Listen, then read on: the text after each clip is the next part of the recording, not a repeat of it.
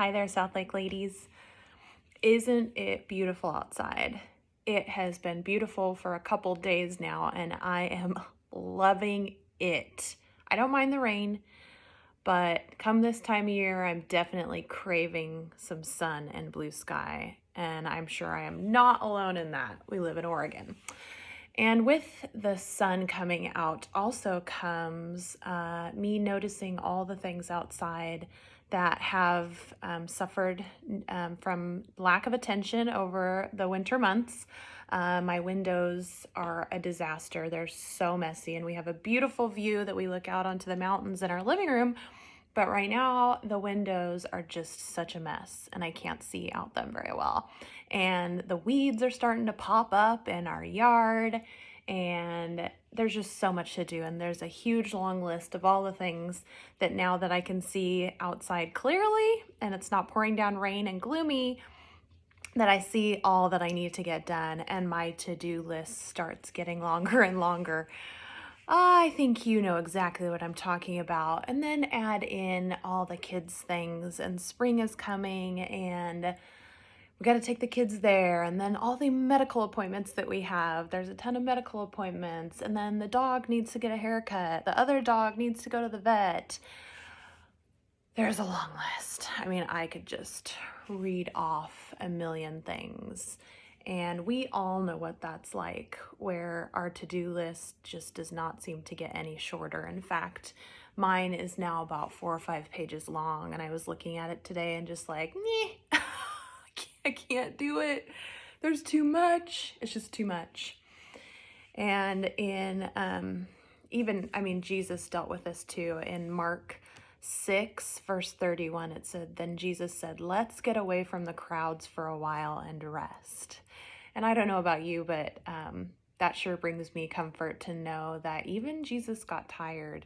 He had crowds pressing in on every side, wanting to be healed, wanting to hear his wisdom, and they had no time to even eat. There were so many people coming and going that Jesus and his apostles didn't even have time to eat. And he said, "Let's get away from the crowds for a while and rest." If Jesus needed to rest, then we for sure need to rest.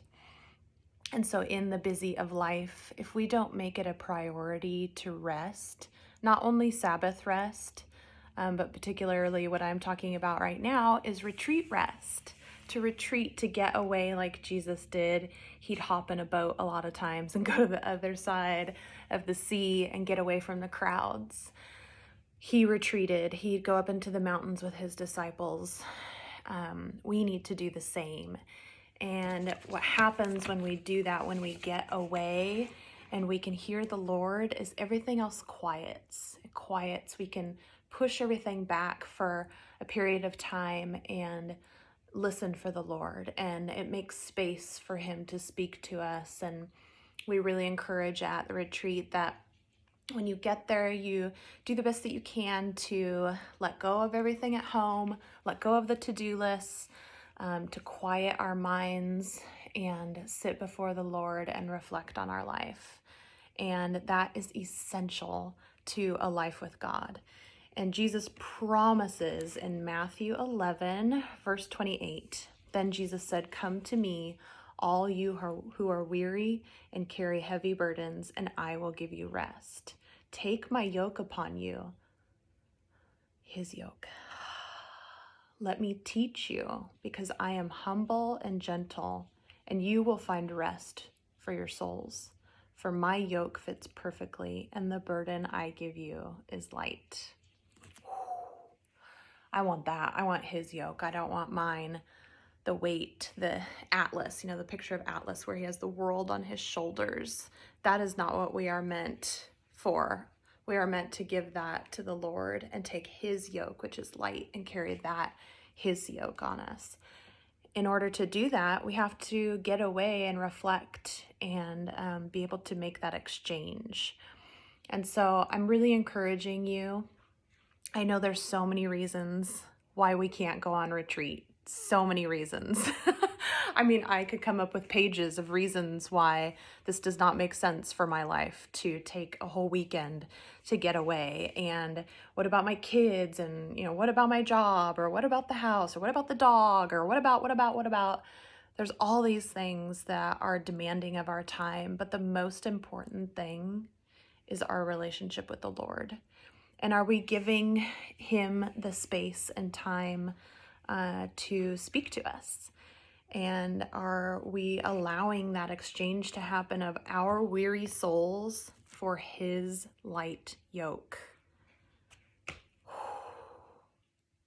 So I ask that you really pray and consider if you can make the retreat happen. I know some of you are already, actually, a lot of you are already signed up, and I love that. I love that so many of you are eager to get signed up.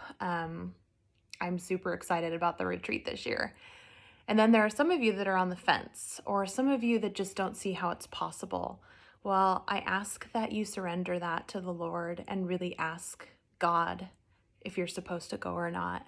And the answer to that, we really trust the Lord and the Holy Spirit to speak to you and to work everything out if you're supposed to be there. But the first step is to submit it to God and ask Him how this can happen if you really don't see a way. We can help remove as many barriers as possible.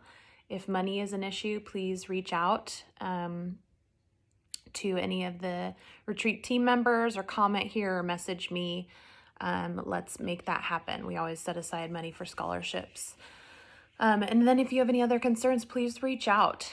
We want you there. It will change your life, I promise you. And it will be time and money well spent. And you will come away with an army of sisters and a deeper relationship with God and a yoke that is light. So sign up today.